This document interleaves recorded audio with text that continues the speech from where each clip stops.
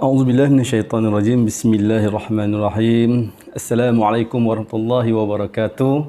Bersama saya lagi Ustaz Kotak. Saya doakan anda semua diberi keselamatan, kesihatan dan keselamatan oleh Allah Subhanahu Wa Taala walaupun di mana anda berada, insya-Allah, mudah-mudahan. Kali ini saya ingin menceritakan apa yang kita kena pelajari seandainya kita memang orang yang zero dalam Al-Quran. Zero di sini maksudnya seorang tu dah lupa dah huruf.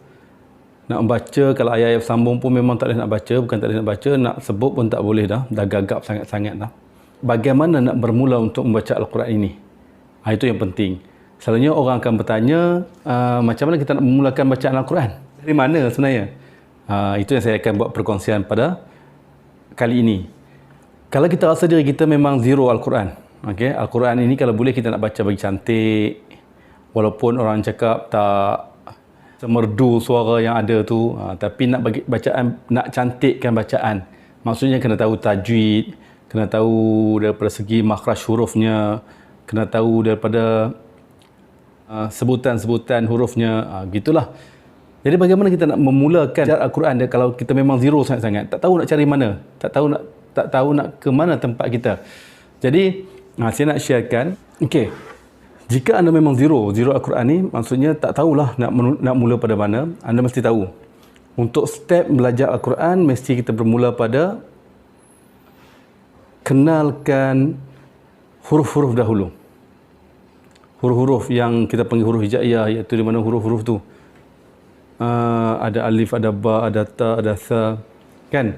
Kita mesti tahu daripada peringkat itu dahulu. Kalau seandainya kita zero, kita mesti nak kenalkan huruf-huruf.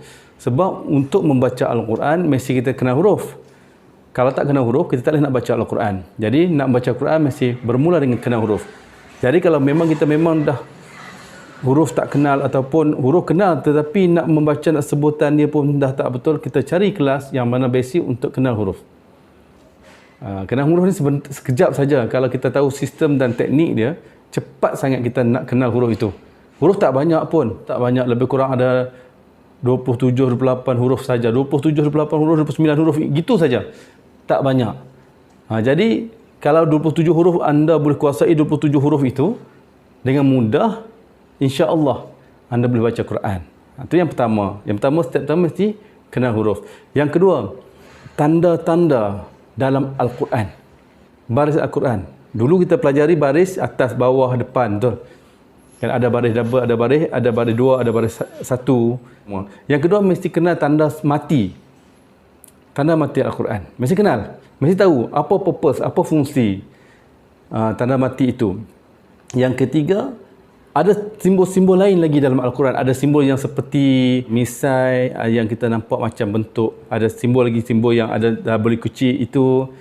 Ada simbol kita tengok ada bentuk macam huruf alif tapi kecil-kecil, kan? Jadi tanda-tanda, maksudnya simbol-simbol di dalam Al-Quran. Bila tuan-tuan tahu simbol ini, bila tahu simbol itu, fungsi simbol itu adalah untuk apa dan seterusnya, insya-Allah combine keduanya, antara huruf tadi dengan simbol tadi, insya-Allah tuan-tuan dah start dah boleh membaca Al-Quran. Itu step-step dia. Okey, apabila dah tuan-tuan dah boleh baca Quran, step yang seterusnya tuan-tuan kena ambil, iaitu ambil step yang untuk makhraj huruf. Maksudnya, makhraj huruf ni maksudnya adalah sebutan yang betul untuk 27 huruf tadi tu, 27 huruf tadi tu, mesti ada tempat-tempat itu sebutan-sebutan dia yang tersendiri. Tempat-tempat keluarnya tersendiri. Jadi, itu step yang ketiga. Step yang ketiga. Apabila dah tuan-tuan dah tahu semua tu, pertama sekali kenal huruf. Bila kenal huruf tak banyak, ada 27, 28, 29 huruf saja. Combine dengan dia punya tanda-tanda dalam Quran. Lepas tu nak perelokkan lagi dengan makhraj huruf. Kan? Ha ke mana contoh? Huruf ha, huruf ha, huruf ha, huruf ha, huruf ha, huruf ha. Huruf ain, kan? A dengan huruf ha. Macam tu. Itu salah satu makhraj huruf lah. Maksudnya kita faham benda tu. Lepas tu, bila kita dah mahir benda tu, kita dah start membaca. Bila dah start membaca, insya-Allah kita akan lebih faham. Paling penting, untuk orang pemula, bagi nak mengenal Al-Quran ataupun nak mempelajari Al-Quran yang memang zero, betul-betul zero, mesti bermula daripada kenal huruf, kenal tanda-tanda Al-Quran. Kedua ini, combinekan kedua ini, insya-Allah tuan-tuan dah start boleh membaca Al-Quran. Bila dah start boleh baca Al-Quran, baru dah kita akan timbul makhraj huruf. Baru kita dah tahu bunyi itu, bunyi ini, bunyi itu, dah tahu macam mana nak bunyi sambung-sambungnya Al-Quran itu. Jadi bila kita dah tahu macam tu, insya-Allah untuk pelajari benda-benda yang lain mudah. Saya harap perkongsian kali ini manfaat untuk tuan-tuan. InsyaAllah jangan lupa, saya akan mengajar tuan-tuan dalam YouTube channel, mengajar Al-Quran A to Z. Bagaimana tuan-tuan nak kena huruf, bagaimana tuan-tuan nak kena tanda-tanda Al-Quran dengan mudah. InsyaAllah. Saya harap tuan-tuan dapat subscribe dan tengoklah video saya seterusnya lepas ini. Okey, insyaAllah.